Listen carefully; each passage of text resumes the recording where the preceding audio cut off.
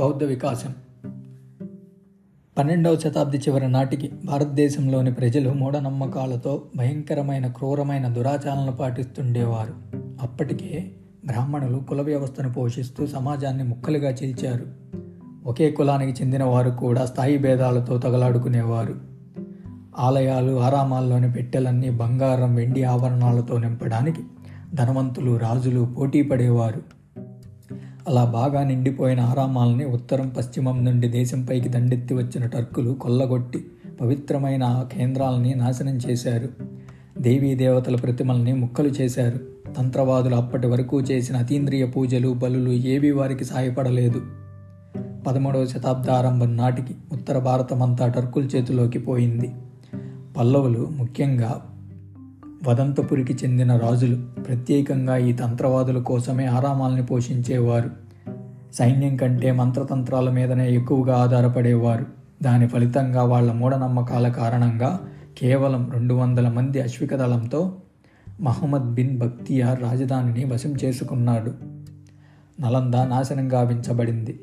గొప్ప శక్తులున్నాయని ప్రచారం చేసిన తారా విగ్రహం పగలగొట్టబడి బయటికి విసిరివేయబడింది. గొప్ప గ్రంథాలయం మంటల్లో కాల్చివేయబడింది. గొప్ప ఆరామంగా విశ్వవిద్యాలయంగా ప్రసిద్ధి చెందిన విక్రమశీల విషయంలోనూ ఇదే జరిగింది. తక్కువ ఆస్తులు ఆభరణాలు కల ఆరామాలను వదిలివేయబడ్డాయి. టర్కుల ముఖ్య సూత్రం నిధులు కొల్లగొట్టడమే. అందుకే టర్కులు వచ్చారు. వారి దెబ్బకి వణకటమే కాదు, మొత్తంగా వినాశనం జరిగింది. కొద్ది మందిలో బలంగా నాటుకున్న ఆలోచన ఏంటంటే, శంకరాచార్యులు తన అనుచరులతో బౌద్ధాన్ని ఓడించటానికి తన పాండిత్యాన్ని, సంవాద ప్రతిభను మాత్రమే కాక కత్తి ద్వారా బలవంతంగా భిక్కువుల్ని మతమార్పిడి చేశాడని. ఈ రకమైన సంగతులు మనకి గ్రంథాల్లో కూడా కనిపిస్తాయి. కానీ దేశ విదేశాల్లో లభ్యమవుతున్న బ్రాహ్మణీయ బౌద్ధ సాహిత్యాల్ని చారిత్రక నేపథ్యంలో పురాతత్వ పరిశీలనతో అధ్యయనం చేస్తే ఈ అభిప్రాయం తప్పని తేలుతుంది. శంకరుడు ఏ కాలంలో జీవించాడనే విషయంలో భిన్నాభిప్రాయాలున్నాయి. కొద్దిమంది పాత పండితుల అభిప్రాయం ప్రకారం క్రీస్తుకు పూర్వం 57లో విక్రమశకాన్ని స్థాపించిన విక్రమరాజు సమకాలికుడు శంకరుడు. చరిత్రకారుల వాదన ప్రకారం శంకరుని వేదాంత సారం గురించిన వ్యాఖ్యానాన్ని వాచస్పతి రచించాడు కాబట్టి ఆయన వాచస్పతి సమకాలికుడు. స్వయంగా శంకరుడి అనుచరులు రాసిందేమంటే, శంకరుడు గొప్ప రాజుగా పేరుగాంచిన మీమాంసక కుమారీల సమకాలికుడు అని. అయితే కుమారీలుడు దీని గురించి రాతపూర్వకంగా ఎక్కడా ప్రస్తావించలేదు. ఏదేమైనప్పటికీ శంకరుని కుమారీలుడి కంటే ముందువాడిగా భావించలేం. కుమారీలుడు 7వ శతాబ్దంలో హర్షుడు రాజుగా ఉన్నప్పుడు ఉండిన గొప్ప బౌద్ధ తార్కికుడైన ధర్మకీర్తినికి సమకాలికుడు. వాచస్పతి 9వ శతాబ్దానికి చెందినవాడు. 8వ శతాబ్దపు మొదటి భాగం నాటి వరకే అనుకున్న ఉత్తర భారతంలో శంకరుడు అంత ప్రసిద్ధేమీ కాదు.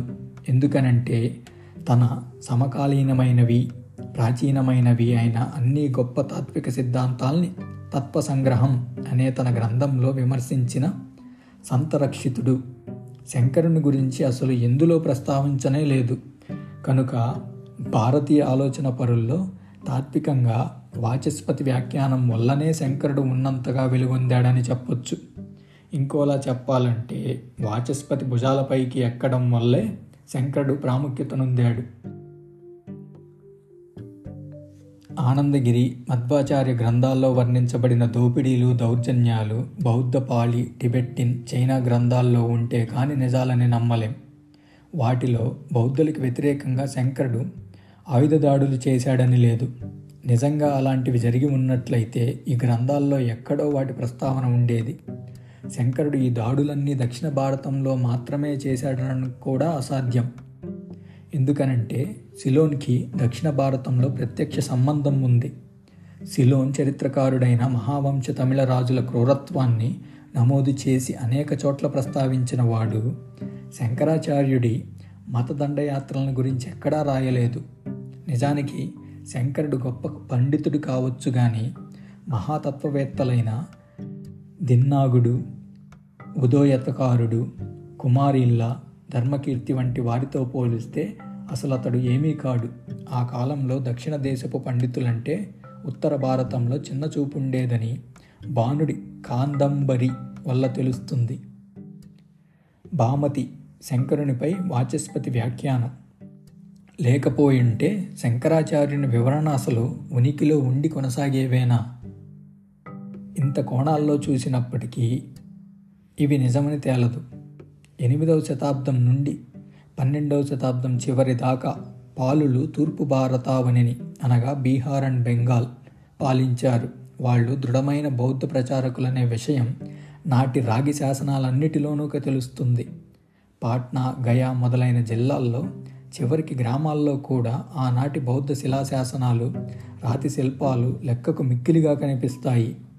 8వ శతాబ్దకి మునుపు హుయెన్సాంగ్, ఐత్సాంగ్ల సాక్ష్యాలు తూర్పు భారతంలో బౌద్ధ వికాసానికి ప్రతీకగా నిలుస్తాయి. తర్వాత 12వ శతాబ్దం నాటి వరకు వజ్రయానం వల్ల ఆంతరికంగా బలహీనపడినప్పటికీ బౌద్ధం అదే స్థితిలో కొనసాగింది. 10వ శతాబ్దంలోనైతే విక్రమశీల దేవపాలుడి చేత స్థాపించబడిన అద్భుతమైన అతిపెద్ద ఆరామాల్ని కూడా బౌద్ధులు నిర్మించుకున్నారు. పాలుల కాలంలోనే ఎంతోమంది భారతీయ పండితులు టిబెట్ వెళ్ళారు. అక్కడ వాళ్ళు బౌద్ధాన్ని బలీయం చేయటమే కాదు, వేలాది బౌద్ధ గ్రంథాలని టిబెట్టిన్ భాషలోకి తర్జుమా చేశారు. అవి నేటికీ సురక్షితంగా ఉన్నాయి. 8-12 శతాబ్దాల్లో అనేక మంది టిబెట్టిన్ బౌద్ధ భిక్కులు విద్యార్థులుగా విక్రమశీల, నలంద విశ్వవిద్యాలయాలకి వచ్చారు. మనకి దానికి సంబంధించిన పత్రాలున్నాయి. కానీ వాటిలో కూడా ఎక్కడ శంకరుడి మత యుద్ధాల ప్రస్తావన లేదు. పాలుల రాజధానికి ఉత్తర పశ్చిమాల్లో కన్యాకుబ్జులు పాలించేవారు.